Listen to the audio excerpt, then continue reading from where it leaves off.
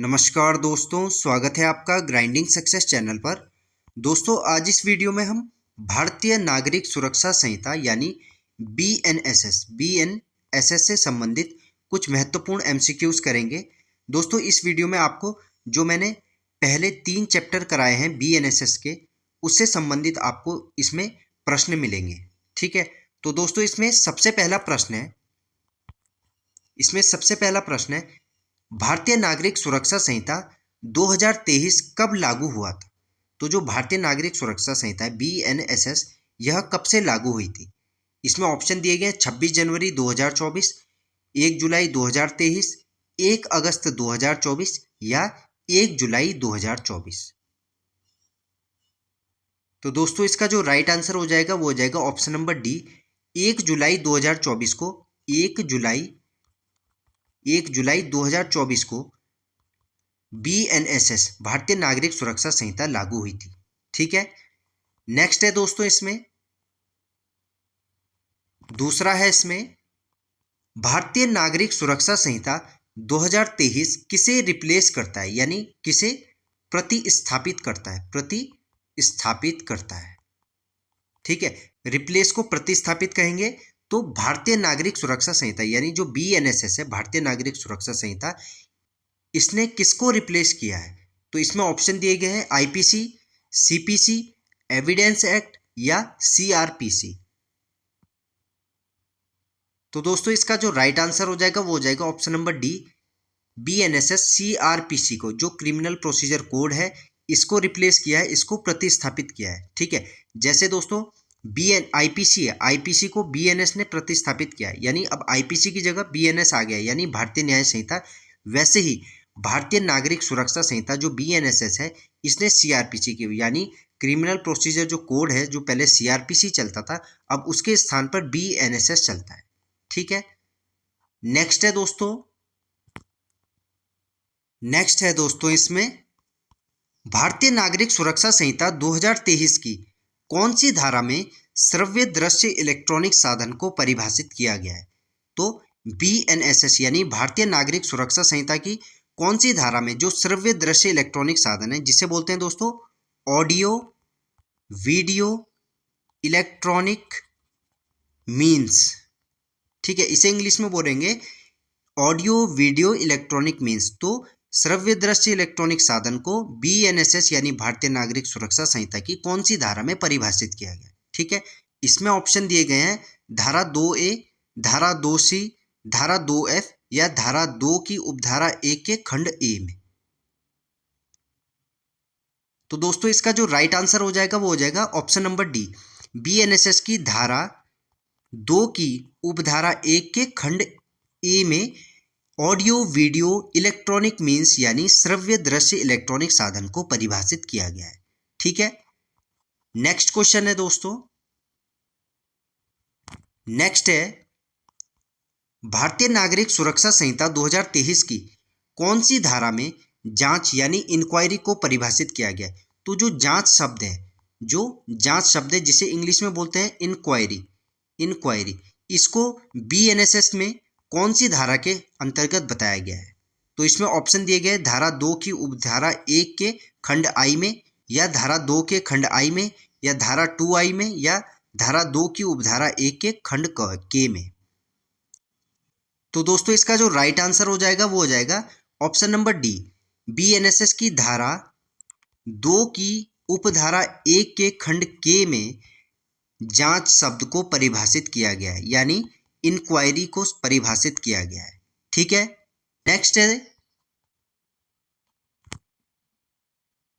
है असंज्ञेय अपराध को भारतीय नागरिक सुरक्षा संहिता 2023 की कौन सी धारा में परिभाषित किया गया।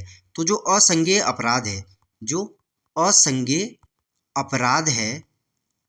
अपराध इसको भारतीय नागरिक सुरक्षा संहिता बीएनएसएस की कौन सी धारा के अंतर्गत इसके बारे में बात की गई है। तो इसमें ऑप्शन दिए गए हैं धारा 3 की उपधारा ए, धारा 2 की उपधारा 1 के खंड ओ में या धारा 2 की उपधारा 2 के खंड ओ में या धारा 2 के खंड जे में।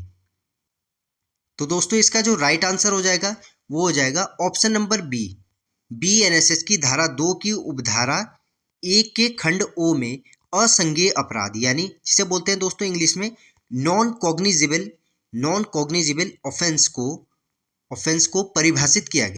ठीक है, तो नॉन कॉग्निजिबल जो ऑफेंस है इसको बीएनएसएस 2023 की धारा 2 की उपधारा 1 के खंड ओ में परिभाषित किया गया है। ठीक है, नेक्स्ट है दोस्तों, नेक्स्ट है अधिसूचना जिसे बोलते हैं इंग्लिश में नोटिफिकेशन।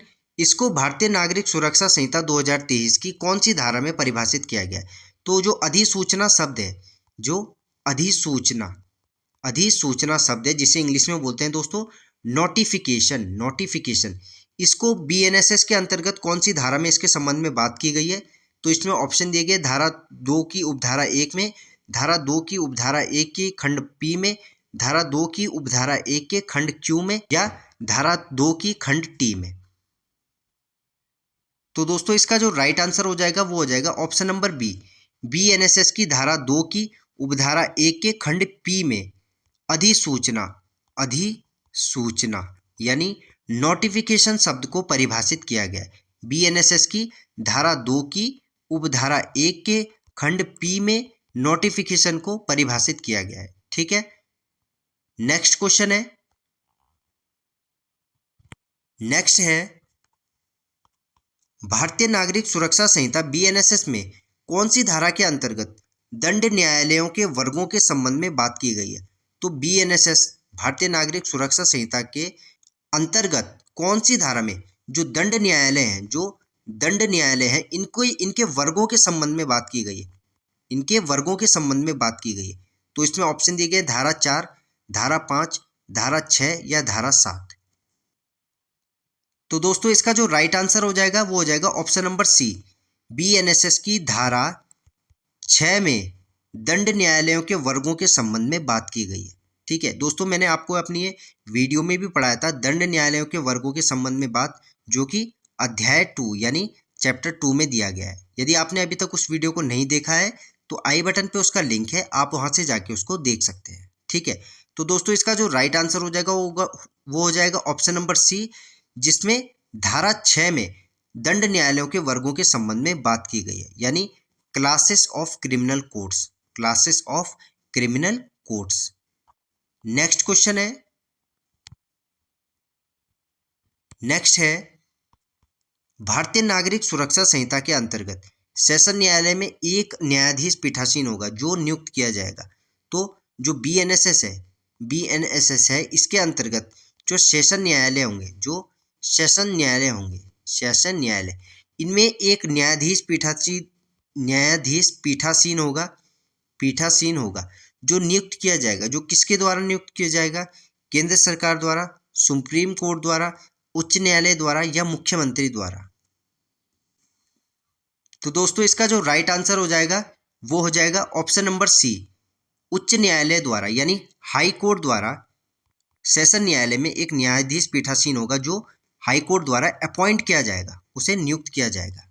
ठीक है, नेक्स्ट क्वेश्चन है इसमें, नेक्स्ट है दोस्तों मुख्य न्यायिक मजिस्ट्रेट और अपर मुख्य न्यायिक मजिस्ट्रेट को भारतीय नागरिक सुरक्षा संहिता के अंतर्गत कौन सी धारा में बताया गया है? तो जो मुख्य न्यायिक मजिस्ट्रेट है, मुख्य न्यायिक मजिस्ट्रेट और जो अपर मुख्य न्यायिक मजिस्ट्रेट को दोस्तों इंग्लिश में बोलते हैं सीजेएम, यानी चीफ जुडिशियल मजिस्ट्रेट, और अपर मुख्य न्यायाधीश को बोलेंगे दोस्तों ACJM, additional chief judicial magistrate. ठीक है दोस्तों, मैंने आपको ये चैप्टर 2 में भी पढ़ाया है बीएनएसएस के, जो मैंने पढ़ाया था। यदि आपने उस वीडियो को नहीं देखा है तो आई बटन पे उसका लिंक है, वहां पे से जाके आप उसको देख सकते हैं। ठीक है, तो जो सीजेएम है, जो मुख्य न्यायिक मजिस्ट्रेट है, और जो अपर मुख्य न्यायिक मजिस्ट्रेट है, जो ACJM है, इसको भारतीय नागरिक सुरक्षा संहिता के अंतर्गत कौन सी धारा में इसके संबंध में बात की गई है? तो इसमें ऑप्शन दिए गए हैं धारा 6, धारा 9, धारा 10 या धारा 11। तो दोस्तों इसका जो राइट आंसर हो जाएगा वो हो जाएगा ऑप्शन नंबर सी, बीएनएसएस की धारा 10 में, बीएनएसएस की धारा 10 मुख्य न्यायिक मजिस्ट्रेट और अपर मुख्य न्यायिक मजिस्ट्रेट यानी सीजेएम और ACGM के संबंध में बात करती है। ठीक है, नेक्स्ट क्वेश्चन है,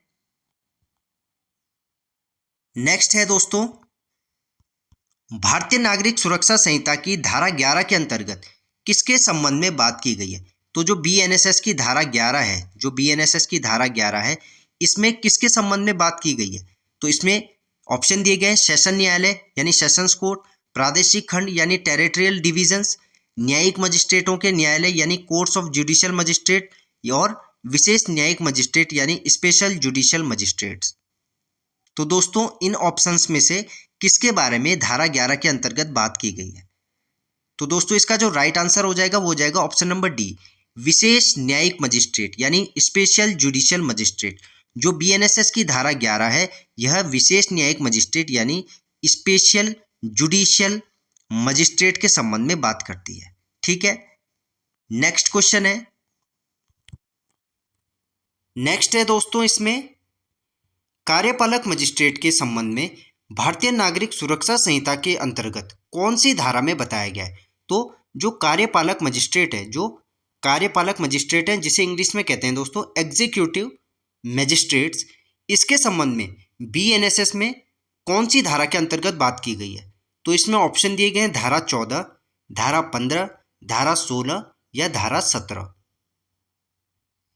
तो दोस्तों इसका जो राइट आंसर हो जाएगा वो हो जाएगा ऑप्शन नंबर ए, बीएनएसएस की धारा 14 में कार्यपालक मजिस्ट्रेट यानी एग्जीक्यूटिव मजिस्ट्रेट के संबंध में बात की गई है। ठीक है, इसमें बोला गया है कि जो भी राज्य सरकार है वे प्रत्येक जिले में उतने व्यक्तियों को, जितने की वह उचित समझे, जितने उसको सही लगे, वह वहाँ पे कार्यपालक जो है कार्यपालक जो मजिस्ट्रेट है उनको नियुक्त कर सकेगी, और उनमें से ही एक को जिला मजिस्ट्रेट यानी डिस्ट्रिक्ट मजिस्ट्रेट भी नियुक्त करेगी। ठीक है, तो जो एक कार्यपालक मजिस्ट्रेट है इसके संबंध में बीएनएसएस की धारा 14 में बताया गया है। नेक्स्ट है भारतीय नागरिक सुरक्षा संहिता की धारा 15 के अंतर्गत किसके संबंध में बात की गई है? तो जो धारा 15 है बीएनएसएस की, इसके अंतर्गत निम्न में से किसके संबंध में बात की गई है? इसमें ऑप्शन दिए गए लोक अभियोजक, कार्यपालक मजिस्ट्रेट, विशेष कार्यपालक मजिस्ट्रेट या सहायक लोक अभियोजक। तो दोस्तों इसका जो राइट आंसर हो जाएगा वो हो जाएगा ऑप्शन नंबर सी, बीएनएसएस की धारा 15 के अंतर्गत विशेष कार्यपालक मजिस्ट्रेट, विशेष कार्यपालक मजिस्ट्रेट यानी स्पेशल एग्जीक्यूटिव मजिस्ट्रेट के संबंध में बात की गई है बीएनएसएस की धारा 15 में। ठीक है, नेक्स्ट क्वेश्चन है, प्रथम वर्ग मजिस्ट्रेट का न्यायालय कितने वर्ष तक के लिए दंडादेश दे सकता है? जो प्रथम वर्ग मजिस्ट्रेट का न्यायालय है वे कितने वर्ष तक के लिए दंडादेश दे सकता है? इसमें ऑप्शन दिया है 4 वर्ष से अनधिक अवधि के लिए, 3 वर्ष से अनधिक अवधि के लिए, 5 वर्ष से अनधिक अवधि के लिए या 6 वर्ष से अनधिक अवधि के लिए। तो दोस्तों इसका जो राइट आंसर हो जाएगा वो हो जाएगा ऑप्शन नंबर बी, जो प्रथम वर्ग मजिस्ट्रेट का न्यायालय है वो 3 वर्ष से अनधिक अवधि के लिए, यानी 3 वर्ष से ज़्यादा नहीं होने चाहिए, 3 वर्ष से अनधिक यानी 3 वर्ष से अधिक नहीं होने चाहिए। तो 3 वर्ष से अनधिक अवधि के लिए प्रथम वर्ग मजिस्ट्रेट का न्यायालय जो है दंडादेश दे सकता है। ठीक है दोस्तों, ये जो दंडादेश है, जो ये पावर ऑफ कोर्ट्स है, जो न्यायालयों की शक्ति है, इसमें मैंने इस वाले चैप्टर में मैंने आपको इन सभी के बारे में पढ़ाया है। ठीक है, यदि आपने अभी तक वो नहीं देखा है तो आई बटन पे उसका लिंक है, आप वहाँ से जाके उसको देख सकते हैं। ठीक है, तो जो प्रथम वर्ग मजिस्ट्रेट का न्यायालय है वह 3 वर्ष से अनधिक अवधि के लिए दंडादेश दे सकता है, यानी 3 वर्ष से अनधिक की अवधि नहीं होनी चाहिए, यानी 3 साल तक के लिए। ठीक है, इससे ज़्यादा के लिए नहीं। और इसमें जो है 50,000 रुपये तक का जुर्माना भी आएगा, या दोनों, या सामुदायिक सेवा भी इसके अंतर्गत आएगी। ठीक है, नेक्स्ट है दोस्तों, नेक्स्ट है जुर्माना देने में व्यतिक्रम होने पर कारावास का दंडादेश के संबंध में भारतीय नागरिक सुरक्षा संहिता में कौन सी धारा के अंतर्गत बताया गया है? तो जुर्माना देने में व्यतिक्रम होने पर, व्यतिक्रम का मतलब है दोस्तों, व्यतिक्रम का मतलब होता है चूक हो जाना, चूक हो जाना। ठीक है, तो जुर्माना देने में चूक हो जाने पर जुर्माना नहीं दिया, तो जुर्माना देने में व्यतिक्रम होने पर कारावास का दंडादेश है, इसके संबंध में जो भारतीय नागरिक सुरक्षा संहिता है इसे कौन सी धारा के अंतर्गत बताया गया है? तो इसमें ऑप्शन दिए गए हैं धारा 24, धारा 25, धारा 26 या धारा 29।